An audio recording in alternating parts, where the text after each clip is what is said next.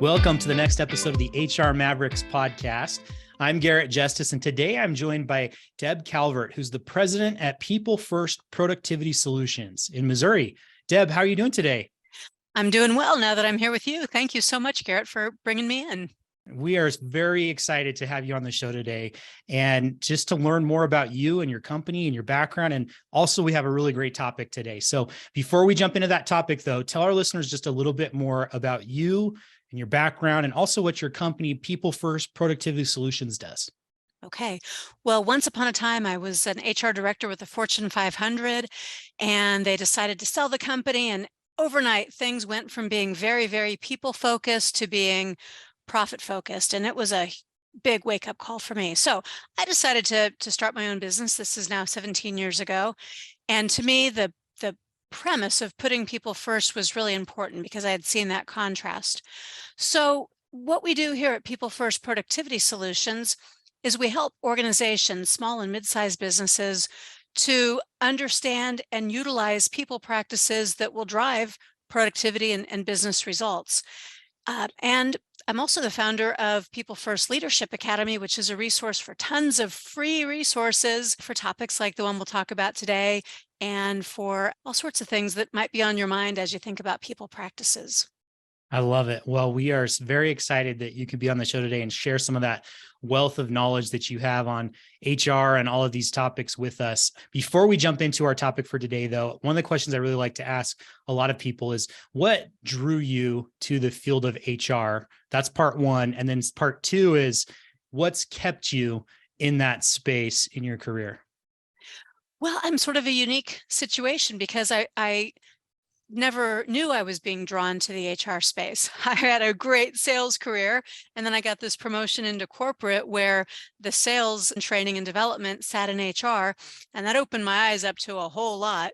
And I grew into HR by necessity, especially as the company cut back for that whole sales process that they went through. And then in business for myself, I kind of rode both. I worked a lot in sales. I worked a lot in leadership development and people practices with HR people. And really, it's just this past year where I've sort of declared more HR, less sales. This is what I'm feeling. Mm-hmm. That's awesome. I love it. And what is it about HR that's really drawn you to that and wanted to really declare that in this last year? Well, everything I've ever done, and my intrinsic motivator is I want to make a difference.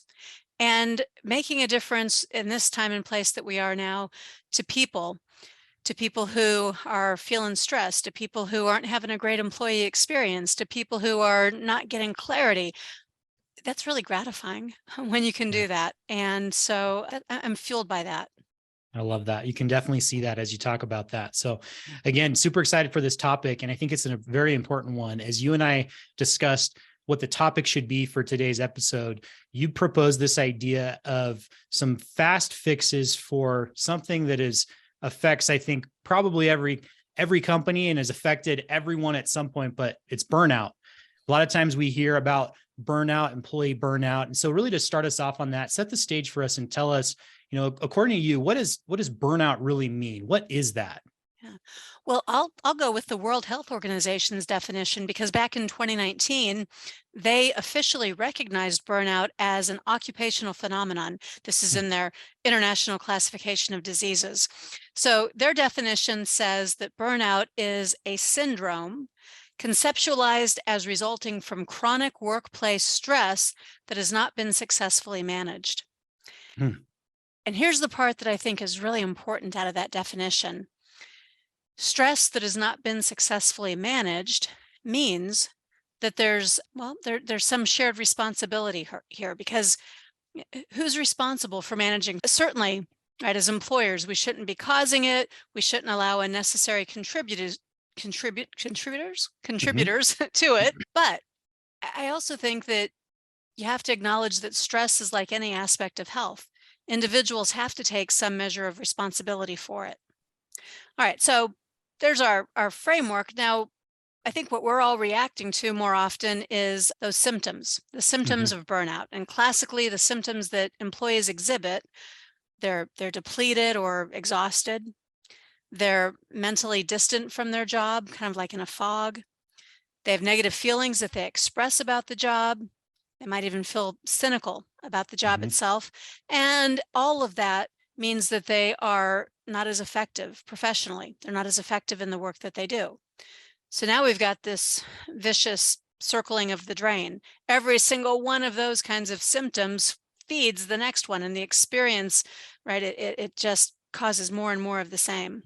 Yeah. So yeah. Yeah, no, and I think it's again something that probably most of us have felt at one point or another. We've all definitely felt, that level of stress in the workplace. And I think the difference here is really that prolonged stress, levels of stress that really impacts productivity or work, like you mentioned.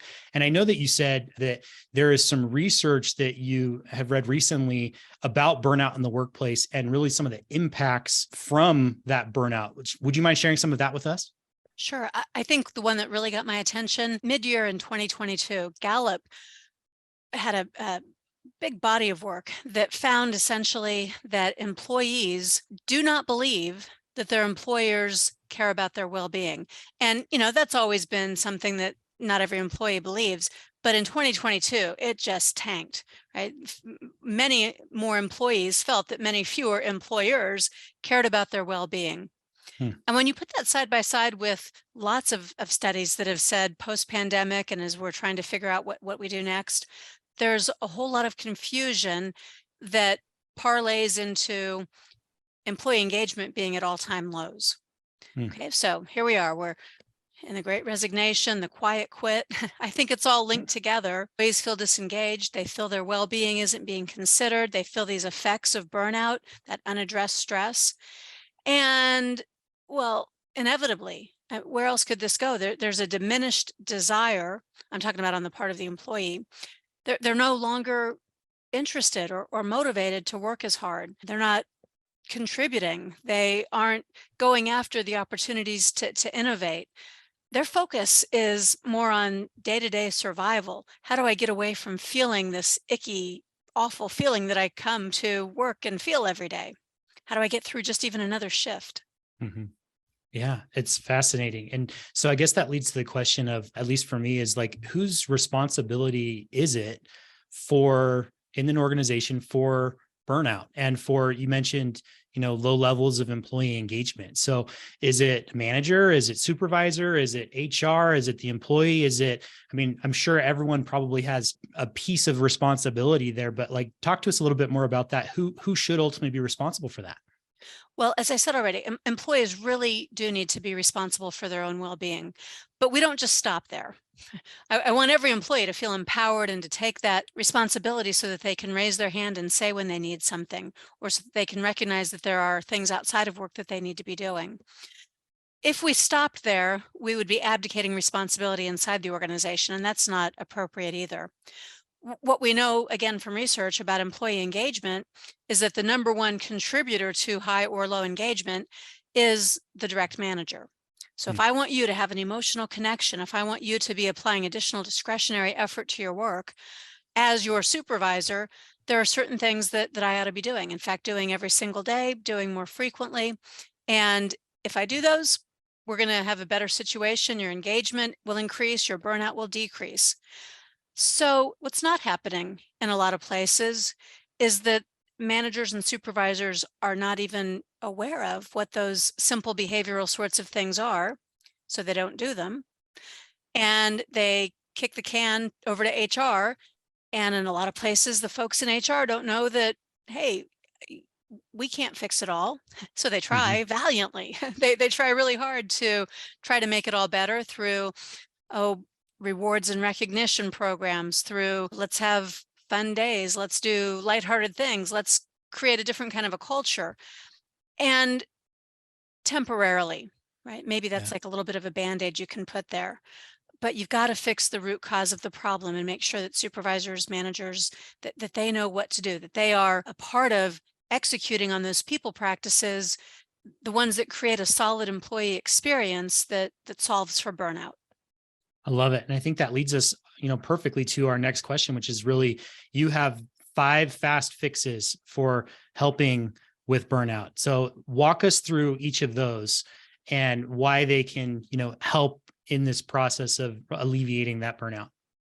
Okay, and before I do, let me say that I hope people will hear this for what it's meant to be. These are not just conceptual, pie in the sky, would be nice to have someday. These are business imperatives, and they are practical. They're tactical kinds of things that you can do. So the first one, I fully realize, Garrett, that this is counterintuitive. It might be a little bit hard to believe at first, so I'll try to explain it. It's effective. And if you want to address burnout, one of the best things you can do is give people opportunities to be challenged, Hmm. opportunities to stretch and to grow.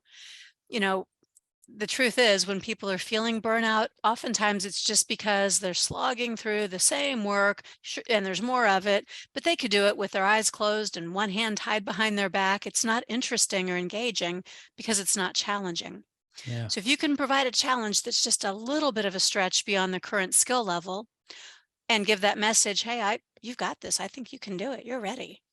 Yeah. I, That's so fascinating. And I got to ask too, what does that look like in practice? Right. I know, especially, as you talk about that, you and I often are probably working in an office, right? For office work, it makes sense.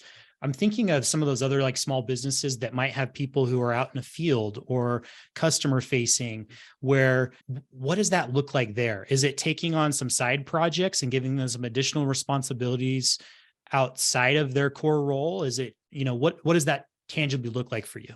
yeah, it might involve some of that, although that may not serve the rest of the business purposes, especially at a time when you are short staffed. So I'd say look closer first.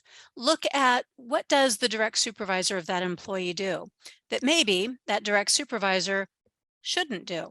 So let's say you're in a customer facing job and every time there's a customer complaint, you kick that up to the floor supervisor. Mhm. Well, the floor supervisor is running back and forth and doing all kinds of things. And every time you have that customer complaint, it disrupts their work. It means they're not giving coaching, developing other kinds of opportunities to people because they're donning their superhero cape and swooping in to fix something. What if the employees who are on the floor were given a little bit of instruction and a little bit of empowerment so that they could take at least some of those complaints and address them right there in live time, Hmm. providing a better customer experience, feeling ennobled that they were trusted to be able to handle it, and learning about the business as they do. The business acumen naturally grows when you have that kind of responsibility for it. I love that. Such a great example. So, number one is really just about stretching them, providing assignments and growth opportunities there where that can really stretch them. Next Yes. ones. Well, similar. You want to give people a look into the future. You're not making promises. You're not creating an actual career map because, as we all know, things change constantly.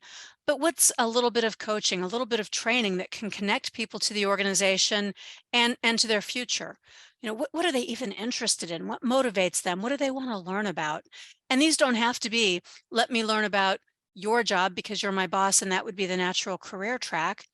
It could be, let me learn about some soft skills. Let me learn about kinds of things you think about in the competitive landscape. It could be almost anything, so long as you're positioning it as an investment in that employee so that they understand that this is in support of them.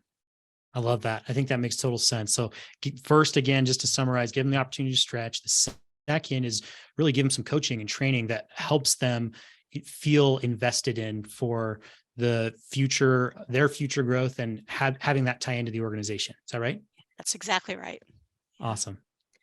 Ooh, this next one's really, really important. Maybe it should have been first. It's that important. And that is, yes, you're busy and you can make a lot of assumptions and you hope that everybody just sort of knows this, but the truth is they don't. So you cannot overdo this. You have to be setting extremely clear, crystal clear expectations and restating them because people don't always remember and the world around us is changing. But when you have clarity in the expectations that you give to people, when you have real clarity, that's where their confidence grows because Yeah. they're very clear and then they can take some of those extra steps. And when you have clarity that leads to confidence, ultimately confidence leads to courage. And that's where innovation comes from. That's where people invest back into the organization. That's where they do a little bit of extra. So don't ask them to just jump in and do stuff. Give them clarity so they have confidence, so they'll have the courage. And the way you keep that expectation clear is that you also provide feedback. Feedback with the specific express intention of helping people grow. I love it. Clarity leads to confidence, leads to courage. I'm going to borrow that because I love it so much. That's awesome. Very good. So that's number 3. What's number 4 then? Well, you hear this word tossed around like a buzzword everywhere, but let's talk about what I mean by it. So inclusivity, I'm talking about keeping all voices in, not letting the people who are a little bit more outgoing or for whatever reason they speak up first. You don't stop there.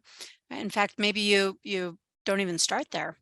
But doing a round robin, I want to hear from everybody, or going around the floor. Hey, I'm thinking about, what are your thoughts? And this isn't about it now becoming a democracy and the boss doesn't make the decisions. It becomes the boss now makes better, more informed decisions where people have felt that their voices were heard. You accelerate buy-in for any change that you want to make, and you dignify people at a human level. Yeah, that's fascinating. I think it's totally true. The question that kind of comes to my mind as I think about that is, I know that there are often employees who feel hesitant sharing everything, partially because they don't want to be seen as ungrateful, right? So too much criticism or negative feedback, especially to their boss or superiors, can shine them in a negative light, and they don't want that. What would you say to those employees about the importance of being able to speak up and share? Why is that valuable for them to do? And how does it help the organization? Yeah, I would say 3 things. The first is, when it comes to your voice, it is use it or lose it.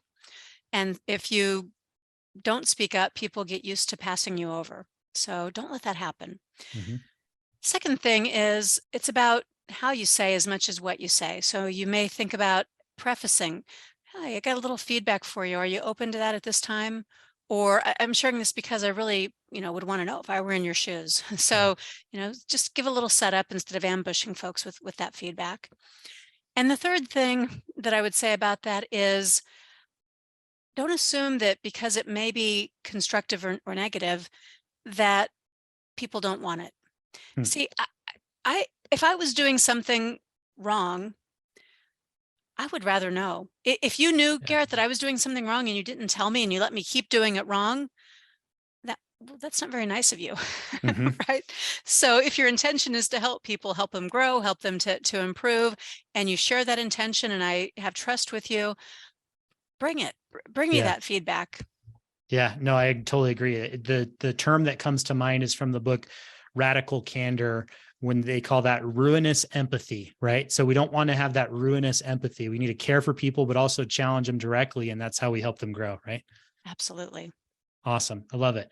And then the last one, then number 5 tip that you have for us. I'm going to give everybody a reminder. This is practical and tactical, not conceptual. You'll be tempted on this one to let it ride. But I think it's extremely important at this point in time. Burnout, compassion fatigue, what everybody's dealing with, it's really important in every possible way to ennoble people. And that's not a make-believe word. You hear about enabling people. That matters too. Give them the tools, the resources, the equipment. But don't do that unless you're also ennobling them, making them feel worthy and important. Hmm. You do that by genuinely putting people first. Don't hammer on profit and process and products, procedures. What does it mean to people? Right? What's the people aspect of that? How do you ennoble people? Well, you acknowledge them. You don't walk by them and grumble with your head down because you're having a bad day. You affirm and acknowledge people because maybe they're having a bad day too. You ennoble people by showing them that you want their opinions. There's the inclusivity and the voices in. You ennoble them by giving them clarity so they can have confidence and courage. You ennoble them by just letting them know that what they do is appreciated and that you believe that they can do more and you want to give them opportunities for that. So it's the sum total of the first 4. I love it. Yeah. I think that was my favorite one. Maybe that one should have come first too, because perfect way to wrap it up though, too. It's great. Okay. So every one of them has to be practical and it's got to become like breathing. You just do it all the time. Perfect. So excellent 5 fast fixes to help with that burnout. Really one of the last questions I have here before we wrap up is, that's really helping with most of the employee burnout, which, again, is prevalent everywhere. We've seen it with the Great Resignation the last few years and everything else. But, something else that maybe is not talked about enough is the HR people, right?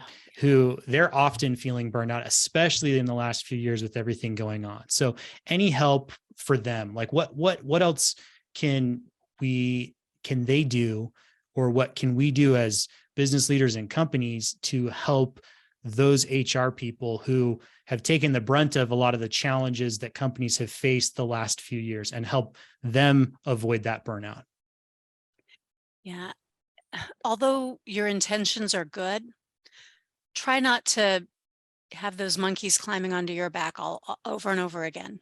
Mhm. Managers are going to bring you problems because they'd really rather that you be the bad guy or do the hard thing or have the responsibility for the conversation. But every time you do that, you're saying to that manager, you can't do it, I have to do it. And you're saying to that employee, your manager can't do that, I have to do it. And you're saying to yourself, oh, I have to do this again. And you're getting burned out. And here again, that's not very nice. You teach and equip the managers because they're the ones the employees count on most. It's okay that you're going to be a little bit more in the background coaching the manager. That's better. And the more they do it, the better they're going to get, and the more you can focus on other stuff, because in HR, the work never is done. So Yeah. spread the wealth. The other thing I think that's important, so this is maybe going to give you permission to do what you need to do, and that is to model for others a genuine work-life balance. Right? If you're also sending midnight texts and answering things at 6 a.m., you can't preach work-life balance. You Yeah. can't run the wellness program effectively if you are modeling something different. So, let yourself off the hook. It's for the good of the entire organization for you to model something that's healthy. Awesome. Well, Deb, this has been such a great conversation. I appreciate you joining and sharing some of these tips with us today. I know that there's definitely things that I learned that I'm going to take away from this, and I know that's probably the case for many of our listeners out there too. So thank you for being with us. If there are listeners who want to get in contact with you, either to learn more about this topic or to learn about working with your company, what's the best way for them to do that?